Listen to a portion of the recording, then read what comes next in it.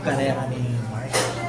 Hindi naman siguro kasi for him, wala naman sa kanya to eh. Baliwala to sa kanya. Kasi nga, sanay na siya sa ganito mga image. Tsaka pwede bang malaman kung ano yung pinaghuhugutan ni Mark dun sa sinabi mo kanina na kapag na-etchapwera siya dito sa grupo o sa eksena, isusunugin yung bahay mo? Siguro galing yun. Hindi ko alam kung saan nanggaling yun. So, kung baka kausap mo siya, matanong niyo kung saan nanggaling yun, bakit nagsalita siya ng ganun. Pero nung sinabi niyo ba sa'yo to in person, sa harap mo? Oo, sa harap mo. Yung ni Prince, ni Vince, nandun kami.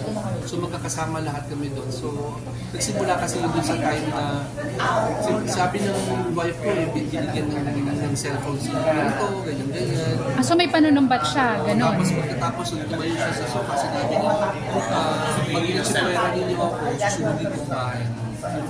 So hindi ko alam nagbibiro ba siya kasi ang pinanggalingan ni yung tungkol sa mga cellphone. Sino daw ba yung binigyan mo ng cellphone? Si Rainier. Okay. Totoo naman na binigyan mo ng Rainier. Totoo naman. Anong brand? So si Mike hindi mo nabigyan ng cellphone. Cellphone lang ako. Marami nung pera si Rainier. Nakita kami sa Mega sa MOA, nagpumili kami doon. At pera yun. So hindi mo binigay? Kasama lang ako, pinapili niya ako kasi yung phone niya rin, luma. Sabi ko sa bagay, pagdan mo na, marami ka naman pera, so bumili siya ng kanya. Bakit ang nakarating kay Mark is binigay mo? Yun yung lumabas sa sa write-ups? Kaya kanya kinumpronta. Hindi ko alam kung kasi yung wife niya, according to him, nagsasabi ng ganun. Tapos nung kinumpronta ka niya, anong reaction mo? Anong reaction mo nung sinabihan kanyang gano'n? Nagulat ka ba? So parang natigil lang ako sa mga salita. Hindi na ako sinabi. Kasi talaga yung si Mark. Saan nagaling yun? Inaabot ko kasi baka may isip ko tumaas yung pressure. So kaya nagbiro lang ako. So doon nag-umpisa yung parang nagkaroon kayo ng tensyon? Nagkaroon ng tension. Tapos nagtaka nga ako. Bakit kung nandun na kami sa PMPC, iniwan ako. So baka nagkaroon sa isip ko, gumanti ba? Or nag-look out? Kasi yun nga, Jo, parang iniisip ng iba, kung kaibigan lang, bakit may ganong karapatan si Mark na mag-demand? Or mag-demand ng gano'n, kung magkaibigan lang daw kayo. Bakit may right siya na gano'n mag-demand, umastang gano'n? Nagtaka nga ako, pero wala. So you can give the assurance, wala po talagang relasyon? Sa totoo lang po, wala akong... Magkatrabaho lang po talaga. So, totally wala na si Mark sa buhay. Kasi mas magandang wala na. Kasi hindi ko na alam kung saan pupunta to. Lalo na ang nangyari ngayon. Hindi ko alam kasi kasama ako. So, tinatapos mo na talaga. Any connection? Pero yung kwento mo about his anxiety and depression, sinabi niya ba sa'yo ito, inamin niya sa'yo? At saan nagmumula daw yung ganung anxiety and depression? Sa cellphone ko, lahat ng conversation namin nakasave lahat yun. Lahat yung paano niya ina-explain, paano siya humihingi, paano niya ako sinakantaan, lahat nandun yun. O so may pagbabanta rin siya sa'yo? Pagbantaan siya sa instead sabihin niya na kung hindi mo ko pahihiramin, pamatay ako. Kung hindi mo ko pahihiramin, pinapakapit mo lang ako sa matalim. At siguro, wala na akong ibang choice, kundi gawin ko na itong mga bagay na mali na... So may suicidal...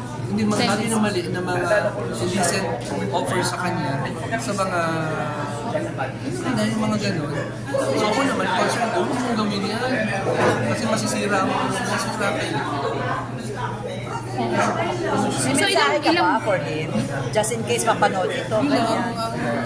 Sa akin lang, pagbuti yung buhay mo, pagbuti mo Mark yung buhay mo, at lagi kang magplano, hindi yung sige-sige lang ang buhay kasi marami ka pang dadaanan sa buhay. You have 2 kids, meron kang bahay na babayaran pa for 12 years. Ang dami pa, so paano ba wala ang career mo, wala ang nili ng mo. Sa showbiz, ang bilis ng turnover ng... Totoo yan. Oo, okay lang sana kung siya mga 20s, 40s na siya. At totoo rin ba na ikaw ang nagsabi kay Mike na wag na siyang magsayaw sa gay bar? Yeah, sinabi ko sa kanya yun, wag na magsayaw kasi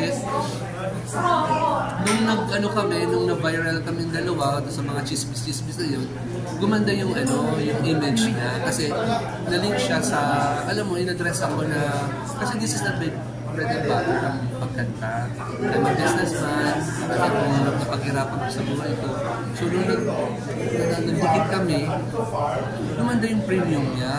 Tumaas yung value ni Mark. Dumami yung offers niya, ganyan. Pagbalik ka ulit sa ganun yung trabaho, nag-decline na ulit pagtuloy sa akin. Depreciate ang value. So, baka kaya siya nagde-demand kasi nawalan siya ng source of income nung tumigil siya sa gay bar. Kaya ikaw yung inaasahan niya magbibigay at magbibigay sa Pero kanya. ngayon, fully blessed siya ngayon kasi nakita ko Fully book? talagang ang calendar niya. Sa gay bar pa rin. Saan? Out of Mga shows. Mga show. Movies, meron siyang TV shows, lahat na nanonood. So, masasabi mong maganda. Sigla ng career. Sige na career, pinagmalaki niya sa akin nung gabi nang nag-walk out siya. Pinagmalaki niya yun. At nakita ko. Kaya siguro. Hindi kaya nagmalaki sa inyo kasi nga may pagmamalaki na siya. Oo, dahil meron na siyang Meron na siyang magkakakitaan eh. Magkaya na niya, kaya Eh, sa pera ka na, parang gano'n. lumipad na siya. So, masasabi mong gumanda na uli yung buhay ni Mark dahil sa'yo. hindi dahil sa akin kasi siya naman yung tatrabaho noon. Kundi, ang tangi na itulong ko lang is Umingay siya. umingay, nagdagdagan ng ingay niya. At yun, meron rin naman ako na napapahirap. Nataka ko lang, bakit lagi ubus ang pera niya? Hindi ka nagkakasino, sir? Hindi ko alam kasi personal kayo, pero yun nga, laging ubus. Pero nung nakita kayo sa casino, tumaya din ba siya? Oo. Pera niya. Pera. Pera ko natin.